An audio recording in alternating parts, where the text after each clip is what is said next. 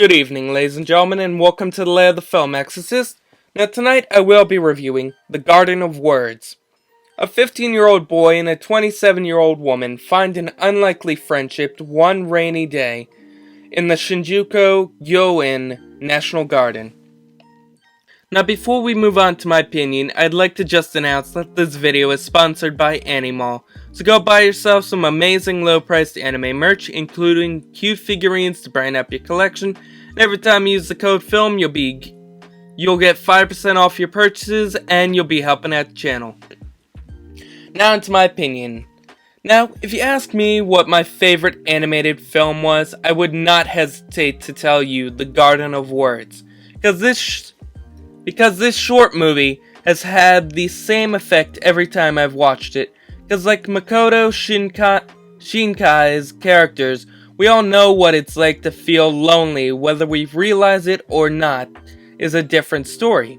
Now, while our characters are few, this movie works because it uses its environment to its advantage.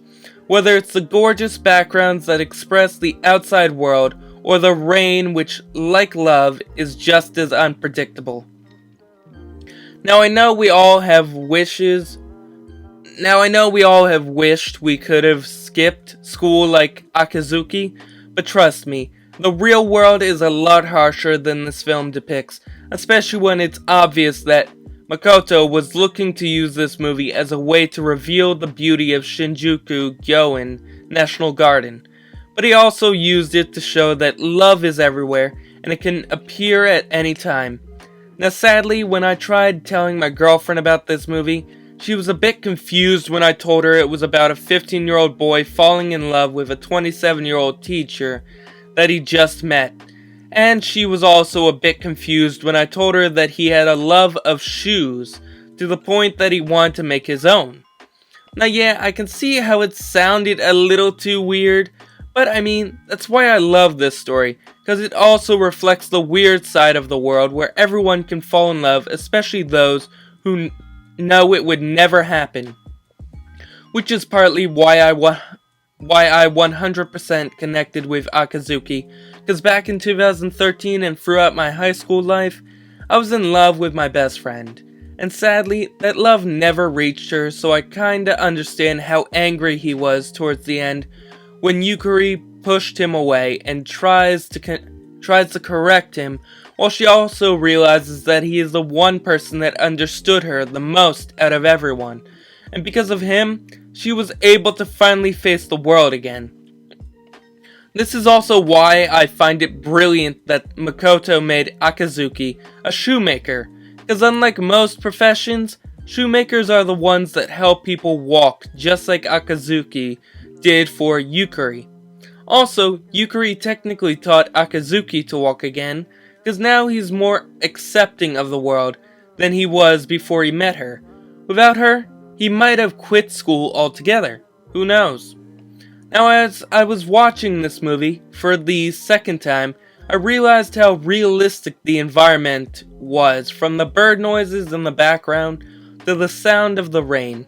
I felt like I was watching a very real story about real people, showing that even some of the best stories can be improved just by using the environment around you. And actually, I feel the best scenes were the ones that were completely silent, because they got me to pay attention more to the movements of the characters and how similar they were to each other. Now, yes, most of you might just look at this film and say that there's really nothing special about it, but I mean, yeah, you're right, but that's what makes it special. Makoto wasn't trying to create this big extravagant love story. He was just creating a real-life story about a boy with great expectations and a woman who lived long enough to understand that the world will do whatever it takes to tear you down. And this is why these characters are so perfect, because they are each other's opposite while also being the one person they needed to show them the way. And really, I feel we all need that one person out there that will push us and help us understand the world just a little bit better, while also showing us that loneliness can be overcome even if it means just sitting and talking to each other for a few minutes a day, or even just on a rainy day in a park. And yes, I know I haven't really said anything about the outlines of the characters or the art style, and yeah, that's because Opals is a lot better at that than me, so maybe in the future, I'll have Opals do a special episode on it later, but for now, I just wanted to focus on the story and the characters. You know, I'm also really surprised at how little people know of this film, because it's gorgeous and such an amazing movie. I mean, they've obviously heard of Makoto's other films, Weathering with You and Your Name, so why don't you guys know about this one? So yeah, I'm giving this a 10 out of 10, and I'm labeling it as my favorite animated movie of all time, and I hope you'll all take the time to watch this amazing short film, and hopefully you'll understand as much as I do how inspiring this film is. And if not, then I guess I probably have bad taste in movies. So don't forget to like, comment, and subscribe, and click the little notification bell for more content, and have a great night, guys.